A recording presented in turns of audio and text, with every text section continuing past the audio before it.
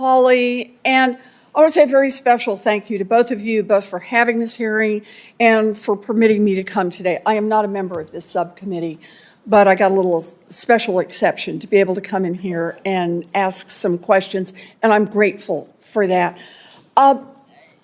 Look, every community relies on firefighters, and firefighters rely on equipment to keep themselves safe and to be able to put out fires. I want to focus today on the impact of concentration in the industry and what it means to have diminished competition when firefighters and their communities are out looking to buy firefighting equipment.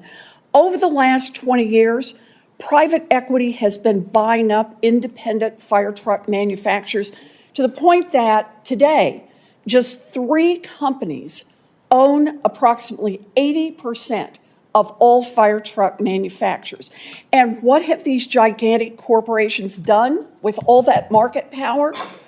Well, they have hiked prices, restricted supply, and created a dangerous backlog of firefighting equipment.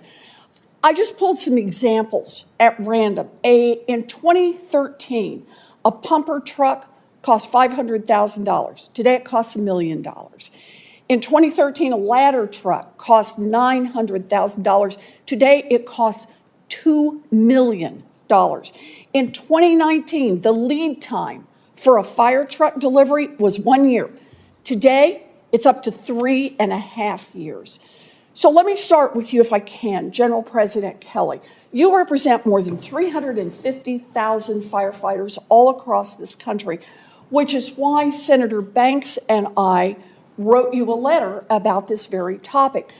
Could you explain how private equity roll-ups of fire truck manufacturers threaten firefighters' ability to protect the communities that they serve? Absolutely, Senator, and thank you for the question. Chief Rubin testified earlier. In his city, they had to put, because they did not have enough apparatus on hand to staff the firehouses, they were putting firefighters out basically on pickup trucks. Oh, my God. Like painting crews with ground ladders.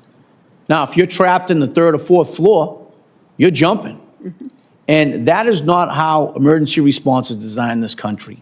We have standards that have been created over many times, and unfortunately, when we read about a fire code or a standard, it's usually in the shadow of a devastating loss of life.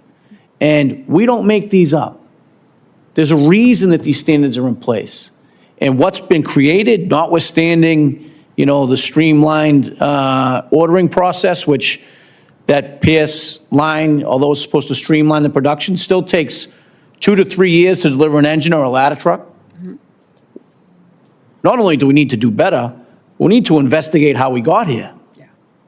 And that's why in the wake of your letter, we've actually written to the Department of Justice and the FTC to investigate this. Oh, I appreciate that very much. I just want to underscore this again. We are talking about 3 companies that control 80% of all manufacturing.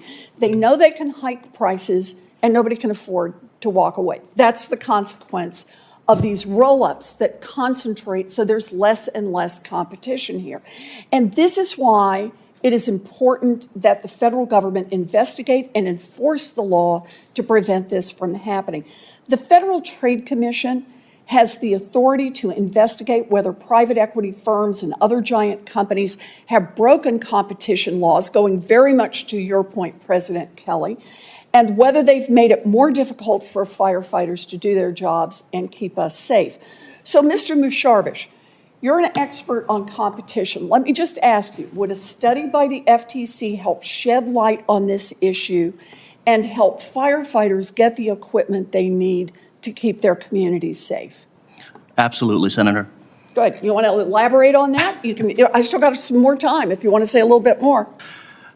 I would love to, Senator. Thank you for the question. I would say that a 6B inquiry would help in 2 ways. On the one hand, it could shed light on the practices of the dominant firms, REV Group and Pierce, to make sure that the public and lawmakers know about those practices and whether they're anti-competitive or abusive.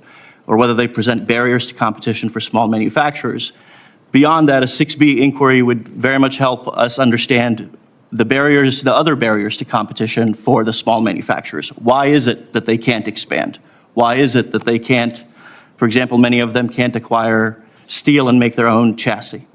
That's why a 6B inquiry would be very helpful here. Absolutely. Okay, that's very helpful. And President Kelly, do you agree that you'd like to see the FTC investigate and write a report on this? Absolutely. I think that we've actually wrote a letter and asked them to involve themselves in it. And to your point, when you see, 3 companies controlling 80% of the market share, it harkens me back to the reminder of trying to buy concrete in Manhattan in the late 1980s. Yeah. Very, very good. And Chief Rubin. Yes, ma'am. Go ahead. Well, without a doubt, I think to have the investigation move forward is critical. I would just dare say, going back to one of your earlier questions, during the International Association of Fire Chiefs Conference in 2024, we met with the president, just happened to be there, of Pierce. And he described the fact they expect escalating prices coupled with more delays. Verbalize that. After that, we had meeting after meeting. It was just interesting the way you described your question, because you were exactly right with their local distributorship, Conrad. Conrad said they weren't going to be able to do anything better than 3 years and maybe longer with price increases. And quite frankly, at that point, we made a determination to go with another company. We're actually using, as they say, full disclosure, Spartan, which is part of the REV group. But we're going to get a little bit better delivery time, not great, but better. And the price was significantly lower than what we were going to pay with Pierce. But you remind me, Chief Rubin, on this, not only the risks that President Kelly points out, but that the problem is headed in the wrong direction. That is, that it's getting, potentially here, that it is getting worse. Without a doubt. Again, going back to the time when we were without 5 fire trucks of 15 total, we contacted every fire department that we knew of that had used fire apparatus for sale. That was back in July of 2023 with no results. We looked at every manufacturer available, and there were 4 fire trucks that we found in Louisiana. We bought 3 of the 4 immediately, and they didn't really meet our needs. They were rural fire trucks in an urban setting, but at least it got us out of what I would describe as a major crisis. And exactly as the general president described, if someone would have been trapped on the 2nd or 3rd floor in Kansas City, Kansas, during that window, which was a 3-month window, and we documented 108 different calls that we went on, the firefighters would arrive and they'd wait for the real fire truck to show up to go to work. I appreciate that. I don't want to be the guest that came and ate all the pork chops, but I just wondered if, Chairman Hawley, could I have a couple of more minutes just to ask Mr. Verning and Mr. Meyer about this? You represent the 2 largest fire conglomerates, REV Group and Pierce, and together your 2 companies alone control more than 60% of the market, thanks to private equity's 2-decade-long efforts now to buy up the smaller manufacturers. So you've heard from everyone else on the panel that an FTC study of what's going on in the fire equipment manufacturing industry would help firefighters do their jobs more effectively and more safely. So, Mr. Verning, yes or no, would you support an FTC study? Senator Warren, thank you for that question. The FTC has reached out to us, and we've had conversations with them. They've asked us to supply a lot of information based on the things that we're talking about here today, and we were more than happy to supply that for them. Well, okay, so you would support a study, yes? Is that what you're saying? I continue to work with the FTC in any way they yes, you would support a study? It's not a hard question. I would continue to, we would This is continue as to work. easy as my questions get. Would you Senator, support a study? So I don't know what a study is because I build fire trucks for a living, Really? and I don't know what that term is. I know that we're working with them. I don't know to what level we are, so I apologize. Okay, I'll take that as the game of dodgeball. Mr. Meyer, how about you?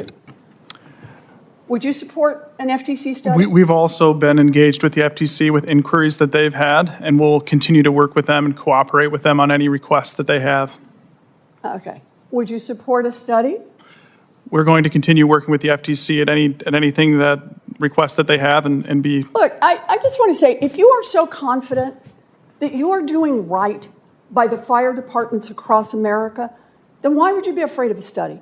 Why wouldn't you just stand up and say, it's a study? Just come in, find out what's happening, find out what's changed over time, as President Kelly says, how we got here, and try to answer the question that Chief Rubin is asking, and that is, what's the path we're on going forward? Why is it so hard for 60% of the industry, who is so sure you're doing a good job, just to stand up and say, sure, come and study us. We got nothing to hide. Or did I get that wrong? Maybe you've got something to hide? Ma'am, we're more than a 100-year-old company. We've been fair, honest, and transparent with our customers through that. I don't believe we have anything to hide. I don't know the details of what the difference between an inquiry and a study are as it relates to the FTC. And ma'am, I don't know what exactly that means. But at the same time, we will continue cooperating. Well, and I just want to point out, the guys who put their lives on the line, they didn't have to stop and ask what the difference is between an inquiry and a study. They said, we'd just really like to know what's going on.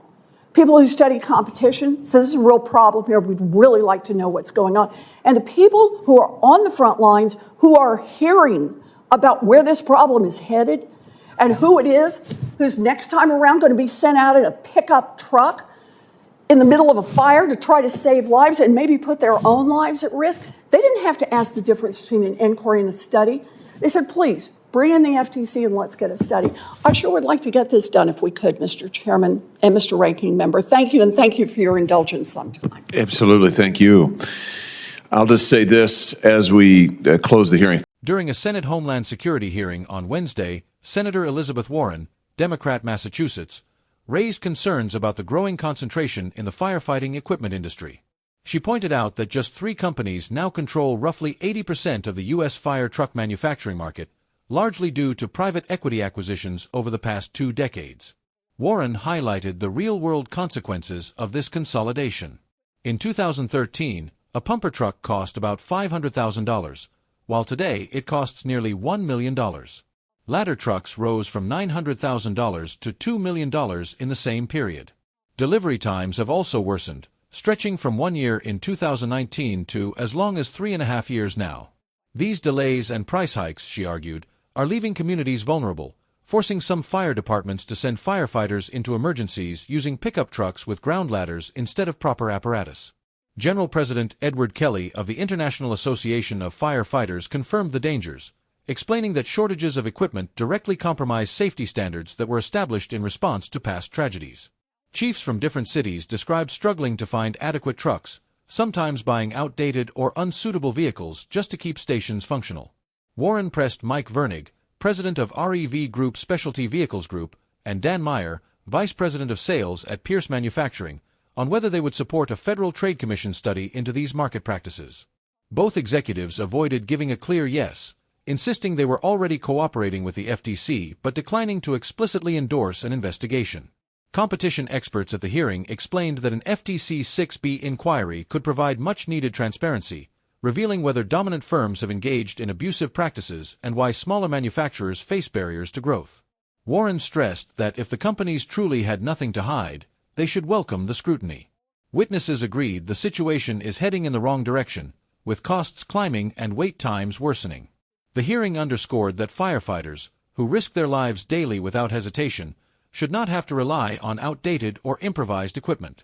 Senators called for federal action to investigate and ensure competition laws are upheld so that fire departments can get the tools they need to protect their communities safely.